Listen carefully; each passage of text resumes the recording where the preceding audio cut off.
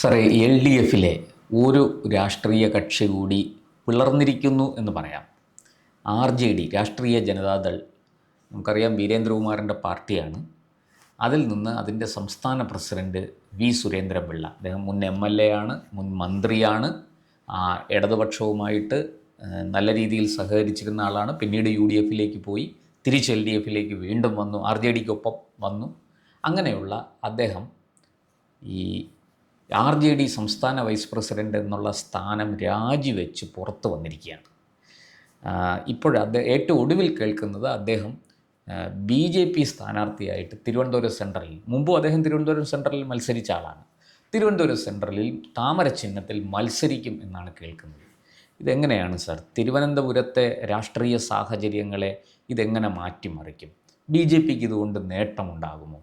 ഈ പറയുന്നത് പോലെ എൽ ഡി എഫിന് മൊത്തത്തിലൊരു ഭരണവിരുദ്ധ വികാരം ഏറ്റവും നന്നായി പ്രതിഫലിക്കാൻ പോകുന്ന ജില്ല തിരുവനന്തപുരമാണ്. ഇത് എൽ ഡി എഫിൻ്റെ സാധ്യതകളെ എങ്ങനെയാണ് ഇത് ബാധിക്കുന്നത്? അതുപോലെ യു ഡി എഫിൽ ഇത് എന്ത് ചലനമുണ്ടാക്കും?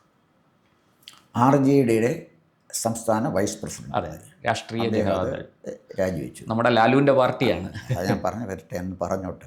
അപ്പോൾ ഇതിൻ്റെ പ്രശ്നം എന്താണെന്ന് ചോദിച്ചാൽ, ഈ ആർ ജെ ഡിയുടെ സംസ്ഥാന വൈസ് പ്രസിഡന്റ് എന്ന് കേട്ടാലേ ഞെട്ടുന്ന സംഭവമായിട്ട് തോന്നും.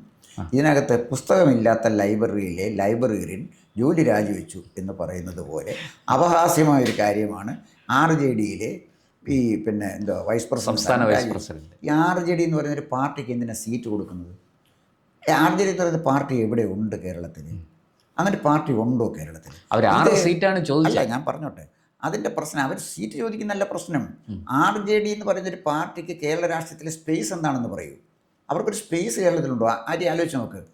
മാതൃഭൂമി പത്രത്തിൽ ആർ ജെ ഡിയുടെ വാർത്തകൾ വരും. ആർ ജെ ഡി നേതാക്കന്മാരിയ്ക്കുന്ന കാണിക്കും, വേദി നിറഞ്ഞ നേതാക്കന്മാരിക്കും ഫോട്ടോ കാണും, ഏതെങ്കിലും ഒരു നേതാവിൻ്റെ സ്റ്റേറ്റ്മെൻറ്റ് കാണും. ശ്രേയാംസ് കുമാർ വന്നാൽ 4-5 കോളം വാർത്ത കാണും, അദ്ദേഹത്തിൻ്റെ ഒരു പ്രഖ്യാപനവും കാണും, അദ്ദേഹം പ്രസംഗിക്കുന്ന പടവും കാണും. ഒരിക്കലും സദസ്യരെ ഉള്ള ഒരു പടം എന്തെങ്കിലും മാതൃഭൂമി പ്രസിദ്ധീകരിച്ചിട്ടുണ്ട്? കണ്ടിട്ടില്ല. ഇല്ല, കാരണം കടലാസ് കസേരകൾ മാത്രമേ ഉള്ളൂ. ഇങ്ങനൊരു പാർട്ടി, ഇനി ഈ പാർട്ടി നയിക്കുന്ന ആരാണ്? ഇപ്പം ഉദാഹരണത്തിന് ഗണേഷ് കുമാർ ആണ് ബാലകൃഷ്ണപിള്ള ഗ്രൂപ്പ് കേരള കോൺഗ്രസിനെ നയിക്കുന്നത്. അദ്ദേഹം ഒരു എം എൽ എ ആണ്, പത്തനാപുരം എം എൽ എ ആണ്. നമ്മുടെ ടി എം ജേക്കബിൻ്റെ മകൻ അനൂപ് ജേക്കബാണ് കേരള കോൺഗ്രസ് ജേക്കബിനെ നയിക്കുന്നത്. അയാൾ പ്രവത്തെ എം എൽ എ അല്ലേ? അതുപോലെ തന്നെ മറ്റ് പാർട്ടികളെ കേരള കോൺഗ്രസ് ഒക്കെ നോക്കിക്കോളൂ. ഈവൻ ആന്റണി രാജുവിൻ്റെ പാർട്ടിക്ക് പോലും അയാളെ എം എൽ എ ആണ്. ഞാൻ ചോദിക്കുന്നത്, ഈ പാർട്ടിയെ നയിക്കുന്ന ശ്രേയാംസ് കുമാറിന് ഒരു പഞ്ചായത്തിൽ നിന്ന് ജയിക്കാൻ പറ്റുന്ന ആളല്ല. എന്ന് പറഞ്ഞാൽ ഈ പാർട്ടിയെ നയിക്കുന്ന ആൾ തന്നെ ജനകീയമായ അംഗീകാരം ഇല്ലാത്ത ഒരാളാണ്. കൽപ്പറ്റയിൽ നിന്ന് 8 നിലയിൽ എൻ ഡി എ പൊട്ടി. ആലോചിച്ച് നോക്കണം, 99 സീറ്റിൽ ഇദ്ദേഹം ജയിച്ചു വന്നപ്പോഴാണ് കൽപ്പറ്റയിൽ തോറ്റുപോയത്. കൽപ്പറ്റയിൽ അതിന് മുമ്പ് അദ്ദേഹത്തിനെ തോൽപ്പിച്ചാരെന്നാണ്. അവിടെ ഒരു സാധാരണ ക്ഷീരകർഷകനാണ്. കൽപ്പറ്റയിലെ വലിയൊരു ഭാഗം കൂടി ശശീന്ദ്രൻ, വെറും സാധാരണ മനുഷ്യൻ, സ്ലിപ്പറൊക്കെ ഇട്ട് പാല് വിറ്റ് ജീവിക്കുന്ന യഥാർത്ഥ കമ്മ്യൂണിസ്റ്റുകാരൻ. ഞാൻ പറഞ്ഞത്, ഈ വീരേന്ദ്രകുമാറിൻ്റെ മകൻ, വീരേന്ദ്രകുമാറിന് ജനകീയമായ ഒരു പിന്തുണയില്ല, മാതൃഭൂമിയുടെ പിന്തുണയല്ലാതെ. മാതൃഭൂമിയുടെ വായനക്കാർക്കാണ് ഏറ്റവും കൂടുതൽ വിരോധം വീരേന്ദ്രകുമാറിന്. ഞാൻ മാതൃഭൂമിയുടെ വായനക്കാരനാണ്. ദിവസവും ഇദ്ദേഹത്തിൻ്റെ പടവും സ്റ്റേറ്റ്മെൻറ്റും ലേഖനവും കണ്ട് മടുത്തിരിക്കുകയാണ്. അപ്പോഴാണ് ശ്രേയാംസ് കുമാർ വന്നത്. അപ്പോൾ അദ്ദേഹത്തിൻ്റെ ലേഖനം വരാൻ തുടങ്ങി. ഈ മാതൃഭൂമി വായനക്കാരാണ് ഈ ആർ ജെ ഡിയുടെ ഏറ്റവും വലിയ ശത്രുക്കൾ. കാരണം അവരിത് വായിക്കുമ്പോൾ ഈ അപഹാസ്യമായ വാർത്തകളാണ് കണ്ടുകൊണ്ടിരിക്കുന്നത്. എന്ന് പറഞ്ഞാൽ ആർ ജെ ഡി എന്ന് പറയുന്ന ഒരു പാർട്ടിക്ക് സത്യത്തിന് അവരുടെ കഴിവ് തെളിയിക്കണ്ടേ? അവരുടെ നേതാവിനെ ജയിപ്പിച്ചെടുക്കുക. ഇപ്പോൾ കെ പി മോഹൻ ജയിച്ച ആർ ജെ ഡി ആയതുകൊണ്ടല്ല. കെ പി മോഹന് സ്വന്തമായിട്ട് ചില ജയിക്കാനുള്ള ആനൂർ കുറുപ്പിൻ്റെ മോനാണ്, പി ആർ കുറുപ്പിൻ്റെ മോനാണ്. അപ്പം ഇത് എന്നുമില്ലെങ്കിലും സ്വതന്ത്രമായിട്ട് എന്നാലും ഒരുപക്ഷെ അദ്ദേഹത്തിന് അവിടെ ജയിക്കാം. ഇടതുപക്ഷത്തിന് പിന്തുണയുണ്ടെങ്കിൽ വലതുപക്ഷത്തിന് ജയിക്കാം. ഇതിനപ്പുറം എന്ത് സ്വാധീനമാണ് ഈ ആർ ജെ ഡിക്കുള്ളത്? അവർക്ക് എന്തിന് 3 സീറ്റ് കൊടുക്കണം? സത്യത്തിന് ഞാനതാ പറഞ്ഞത്, ആ പാർട്ടിയുടെ നേതാവെങ്കിലും തെളിയിക്കേണ്ടേ നേതൃയോഗ്യത. ഇനി അതിനകത്തുണ്ടായിരുന്ന ഒരാൾ കെ പി മോഹനല്ലേ, അദ്ദേഹം മത്സരരംഗത്തിൽ. ഇതിനകത്ത് അല്പം ഒരു ജനകീയനായ നേതാവായിട്ട് എനിക്ക് തോന്നുന്നത് വർഗീസ് ജോർജാണ്. അദ്ദേഹം പത്തനംതിട്ടക്കാരനാണ്, വളരെ മാന്യനായ രാഷ്ട്രീയക്കാരൻ, യാതൊരു കറപ്ഷനുള്ള ആളല്ല, പക്ക ജെന്റിൽമാനാണ്, ഒരു കുഴപ്പമില്ല. പിന്നെ ഈ ഒറ്റ കുഴപ്പമേ ഉള്ളൂ, നല്ല നേതാവ് അൺഫിറ്റായ ഒരു പാർട്ടി ചെന്ന് ചേർന്നു. അദ്ദേഹം വേറെ വല്ല പാർട്ടിയിൽ വരുന്നെങ്കിൽ കേരളത്തിൽ രക്ഷപ്പെടുന്നല്ല, കേരളത്തിൽ നല്ലൊരു നേതാവിനെ കിട്ടിയിരുന്നു. ഇതാണ് സംഭവം. ആർ ജെ ഡിക്ക് സീറ്റ് കൊടുക്കേണ്ട കാര്യമില്ല എന്നുള്ളതാണ് ഒരു രാഷ്ട്രീയ നിരീക്ഷകൻ. കാരണം ശ്രേയാംസ് കുമാറിനെ അത് ജയിപ്പിക്കാൻ കഴിഞ്ഞിരുന്നെങ്കിൽ അവർക്കൊരു സീറ്റ് കൊടുക്കാം. KP മോഹൻ ഇപ്പം തന്നെ ജയിച്ചു വന്ന ഒരാൾ കൃഷ്ണൻകുട്ടിയല്ലേ? സർ കൃഷ്ണൻകുട്ടിയുടെ ജനതാദൾ ഇവരും തമ്മിൽ ചില ചർച്ചകളൊക്കെ നടന്നു എന്നേ ഉള്ളൂ. ഇവർ തമ്മിൽ ലയിച്ചില്ല. കൃഷ്ണൻകുട്ടി ഏത് കൃഷ്ണൻകുട്ടി വേറൊരു ജനതാദൾ, അതായത് കൃഷ്ണൻകുട്ടിയും മാത്യു ടി തോമസും ഒക്കെ ഈ നമ്മുടെ ദേവഗൗഡ നയിക്കുന്ന ജനതാദളിലായിരുന്നു. അവര് ഈ ദേവഗൗഡയും മകനും BJP-യിലേക്ക് പോയപ്പോൾ, BJP ആയിട്ട് സഹകരിക്കാൻ തുടങ്ങിയപ്പോൾ ഇവര് എതിർപ്പുമായിട്ട് രംഗത്ത് വന്നു. പക്ഷെ ഇവർക്ക് ഈ പറഞ്ഞതുപോലെ പിന്നെ പാർട്ടി വിട്ടു പോകാൻ പറ്റത്തില്ല. പാർട്ടി വിട്ടു പോയാൽ അത് കൂറുമാറ്റ നിരോധന നിയമത്തിൽ വരും. അതുകൊണ്ട് ഇവർ അതിലങ്ങനെ നിന്നു എന്നേ ഉള്ളൂ. പിന്നീട് ഇവർ രാഷ്ട്രീയ ജനതാദളുമായിട്ട് ചർച്ചകളൊക്കെ നടത്തി. പക്ഷെ അതൊന്നും ഫലപ്രദമായില്ല. അല്ല, രാഷ്ട്രീയ ജനതാദളും ഒരു കാലത്ത് ഒന്നിച്ച് ഇവരെല്ലാം ഒരുമിച്ചായിരുന്നു. ഞാൻ ഈ പറഞ്ഞു വന്നത് 2006 ഇവരൊക്കെ ഒരുമിച്ചായിരുന്നു. അതാണ് ഞാൻ പറഞ്ഞത്. കൃഷ്ണൻകുട്ടിയും മാത്യു ടി തോമസും ശ്രേയാംസ് കുമാറിലും ഒന്നിച്ച് നിന്ന ആളുകളല്ലേ. അപ്പൊ പാർട്ടിയുടെ പേര് മാറിയെന്നല്ലേ ഉള്ളൂ. ഞാൻ ചോദിച്ചത്, ഒന്നിച്ച് നിന്നപ്പോഴും കൃഷ്ണൻകുട്ടിക്കും മാത്യു ടി തോമസിനും അവരുടെ ജനപിന്തുണ തെളിയിക്കാൻ പറ്റി, KP മോഹന് ജനപിന്തുണ തെളിയിക്കാൻ പറ്റി. പക്ഷേ RJD നയിക്കുന്ന ശ്രേയാംസ് കുമാറിന് അദ്ദേഹത്തിന് അത് കഴിഞ്ഞില്ലല്ലോ എന്നാണ് ഞാൻ ഈ പറഞ്ഞത്. അപ്പോൾ അദ്ദേഹം നയിക്കുന്ന പാർട്ടിക്ക് അതാണ് ഞാൻ പറഞ്ഞത്, അദ്ദേഹത്തിന് പോലും ജയിക്കാൻ കഴിയുന്നില്ല. അത്തരൊരു പാർട്ടിയെ കാര്യമായിട്ട് പരിഗണിക്കേണ്ട കാര്യം ഇല്ലാതെ വരുന്നത് ആ നേതാവിന് തന്നെ ജനപിന്തുണ ഇല്ല എന്നുള്ളതാണ് ഞാൻ ഈ പറഞ്ഞതിൻ്റെ അർത്ഥം. അത്രയുള്ള വേറെ കാര്യമൊന്നുമില്ല. അവിടെ നിന്നാണ് സുരേന്ദ്രൻപിള്ള ഇങ്ങോട്ട് വന്നിരിക്കുന്നത്. സുരേന്ദ്രൻപിള്ള ഇവിടെ വന്ന് BJP സുരേന്ദ്രൻപിള്ളയ്ക്ക് സീറ്റ് കൊടുത്തു. അത് ഞാൻ അതിനെ കാണുന്നത് ഏറ്റവും നിർഭാഗ്യകരമായൊരു തീരുമാനമായിട്ടാണ്. എൻ്റെ കാരണം എന്താണെന്ന് ചോദിച്ചാൽ, തിരുവനന്തപുരം സെൻട്രൽ അവിടെ കഴിഞ്ഞ വർഷം കൃഷ്ണകുമാറല്ലേ എന്നത്, കഴിഞ്ഞ തവണ കൃഷ്ണകുമാർ, എന്ത് അയോഗ്യതയാണ് കൃഷ്ണകുമാറിനുള്ളത്? അദ്ദേഹത്തിന് ഒഴിവാക്കാൻ എന്ത് അയോഗ്യതയാണുള്ളത്? ഇവർക്ക് ഈ സീറ്റ് കൊടുത്തതിന് അവിടെ നിൽക്കട്ടെ. ഇത് 2026 തെരഞ്ഞെടുപ്പ് കഴിയുന്നതോടുകൂടി പിന്നെ കേരള രാഷ്ട്രീയം ഒന്നും അവസാനിക്കാനൊന്നും പോകുന്നില്ല. പലരും പലതിനും കണക്ക് പറയേണ്ടി വരും. ഇപ്പോൾ കിടന്ന് അഹങ്കരിക്കുകയും ഇപ്പം 4 കാലും പറിച്ച് ചാടുകയും ചെയ്യുന്ന പല ആളുകൾ പല പാർട്ടിയിലുണ്ട്. ഞാനത് പറയുന്നില്ല, അത് വരട്ടെ. അതൊക്കെ പലരും കണക്ക് പറയേണ്ടി വരും. ഒരുപാട് കാര്യങ്ങൾ കണക്ക് പറയേണ്ടി വരും. ജനങ്ങളിതെല്ലാം കണ്ടുകൊണ്ടിരിക്കുകയാണ്. അപ്പോൾ ഇതിനു വേണ്ടി നടന്ന ഈ പാർട്ടിക്ക് വേണ്ടി മത്സരിച്ച ആളാണ് കൃഷ്ണകുമാർ. കൃഷ്ണകുമാറിനല്ലേ കൊല്ലത്ത് കൊണ്ടുപോയി മത്സരിപ്പിച്ചത് അല്ലേ, ലോക്സഭയിലേക്ക്? ആ ന്യായമായും കൃഷ്ണകുമാറിന് കൊടുക്കേണ്ട സീറ്റല്ലേ? ന്യായമായും. ഞാനിത് പറഞ്ഞ ന്യായത്തിൻ്റെ കാര്യമാണ് ഈ പറയുന്നത്. തീർച്ചയായിട്ടും. അതല്ലെങ്കിൽ BK ശേഖർ അവിടെ വന്ന് മത്സരിച്ചിരുന്ന ആളല്ലോ പണ്ട്. BK ശേഖർ അനഭിമതനൊന്നും അല്ലല്ലോ. ഇല്ല, അദ്ദേഹം മരിച്ചുപോയി. അല്ല, ഞാൻ പറഞ്ഞ അവിടെ നിന്ന് മത്സരിച്ച 2011. ഞാൻ പറഞ്ഞു വന്നത് അത്തരം ആളുകളെ അക്കോമഡേറ്റ് ചെയ്തൊരു സീറ്റാണത്. BK ശേഖറിനെ പോലെ ഒരാൾ പാർട്ടിക്ക് വേണ്ടി നടന്ന് ഒരു ജീവിതം മുഴുവൻ പാർട്ടിക്ക് വേണ്ടി മാറ്റിവെച്ച ആളാണ് BK ശേഖർ. വിദ്യാർത്ഥി കാലം മുതൽ അദ്ദേഹം അക്സെപ്റ്റബിളായ ഒരാളായിരുന്നല്ലോ. അദ്ദേഹം മത്സരിച്ചൊരു സീറ്റാണെന്ന് ഞാൻ ഈ പറഞ്ഞു വന്നത്.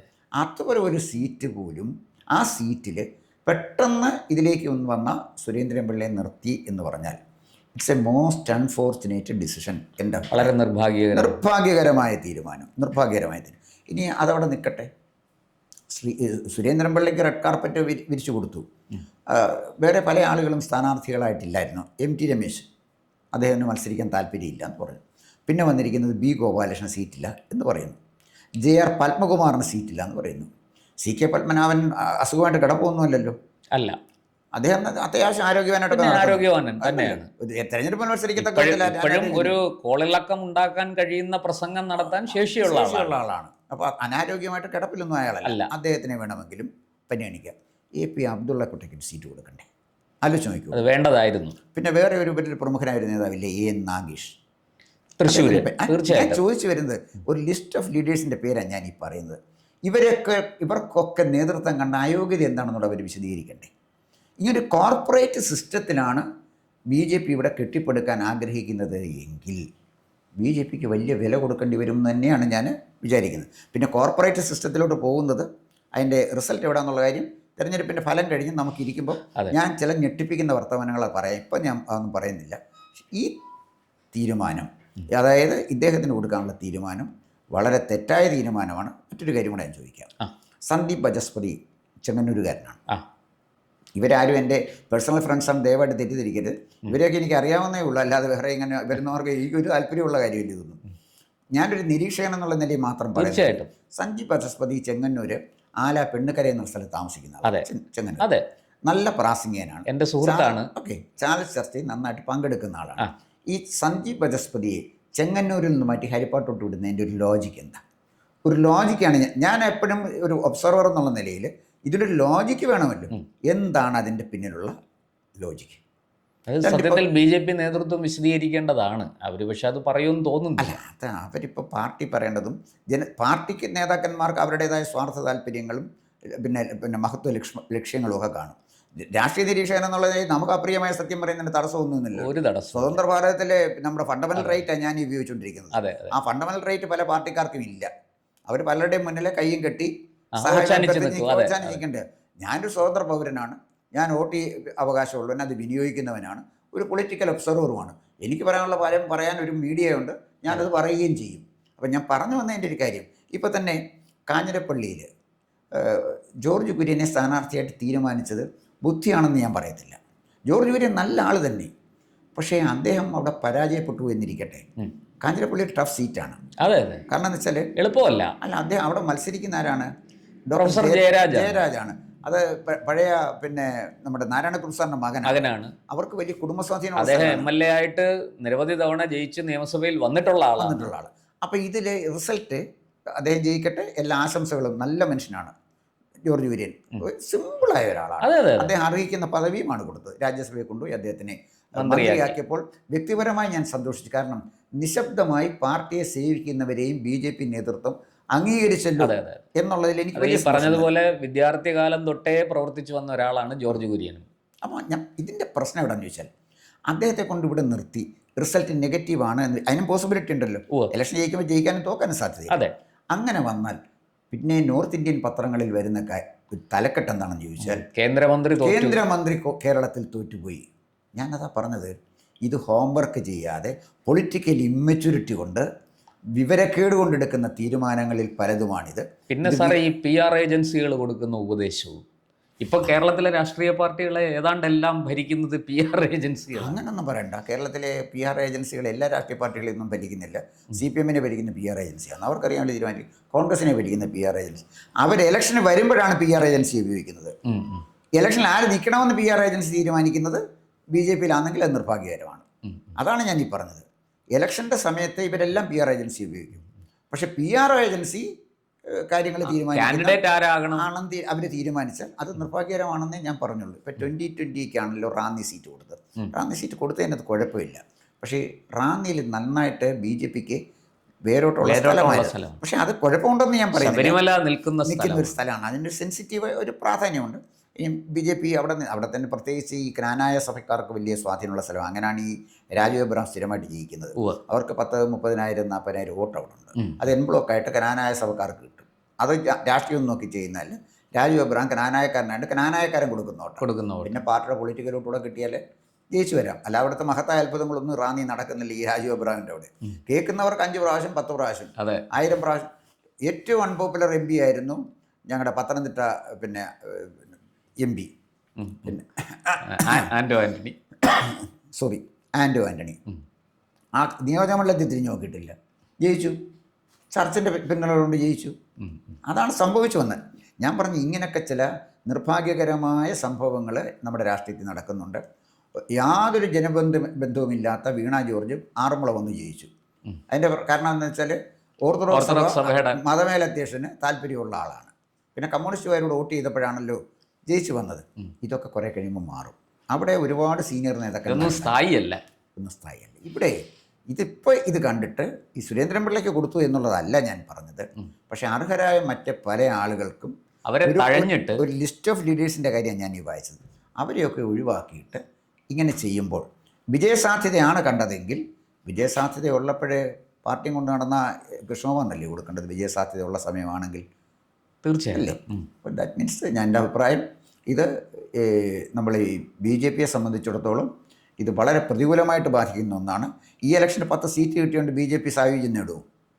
12 സീറ്റ് കിട്ടി, സായുജ്യം നേടുമോ? കേരളം ഭരിക്കണമെങ്കിൽ 72 സീറ്റ് വേണം, വേണ്ടേ? അതുകൊണ്ട് ഒരു ഐക്യമുന്നണിയിലേ BJP-ക്ക് പോകാനും പറ്റുള്ളൂ. അല്ല, ഒന്നും BJP-ക്ക് തന്നെ കേരളം ഒന്നും ഭരിക്കാൻ പറ്റില്ല. കാരണം അവിടുത്തെ ഡെമോഗ്രഫി അങ്ങനെയാണ്. അതുകൊണ്ടാണ് ഞാൻ പറയുന്നത്. പിന്നെ ഇപ്പോൾ പറഞ്ഞതുപോലെ നരേന്ദ്രമോദി ഉണ്ടാക്കിയ ഒരു ഇമേജിൻ്റെ പേരിൽ കേരളത്തിലെ ആളുകൾ വോട്ട് ചെയ്യും. തീർച്ചയായിട്ടും കുറച്ച് സീറ്റുകൾ BJP-ക്ക് കിട്ടും. പക്ഷേ അപ്പോൾ വന്ന വഴി മറക്കരുത്.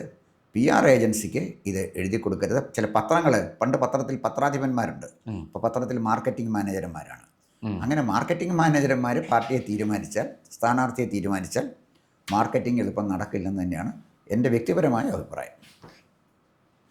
കൂടുതൽ വാർത്തകളും വിശേഷങ്ങളും നേരിട്ട് ലഭിക്കാൻ ജനങ്ങളിൽ നിന്ന് ജനങ്ങളിലേക്ക് ജനഭൂമി ന്യൂസ് സബ്സ്ക്രൈബ് ചെയ്യൂ. ബെൽ ബട്ടൺ അമർത്താനും മറക്കരുത്.